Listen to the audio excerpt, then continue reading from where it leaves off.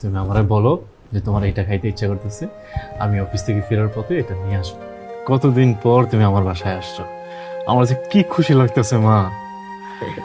বাবারে, আমি জানি আমারে খাওয়াইতে তোর খুব ভাল লাগে, কিন্তু বাজান আমার কিচ্ছু লাগতো না।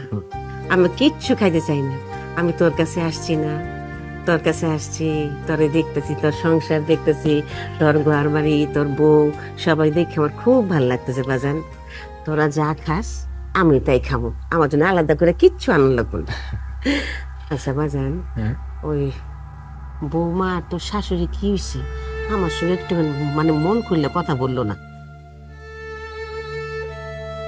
মা, তাদের কি হয়েছে আমি তো জানি না।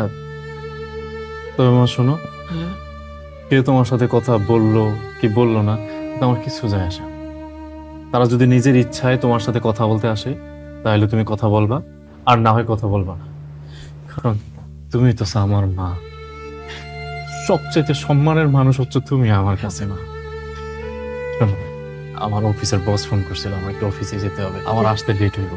তুমি খাওয়া দাওয়া করে শুয়ে পড়ো রাতে, আমি কাল সকালে এসে তোমার সাথে কথা বলবো। আচ্ছা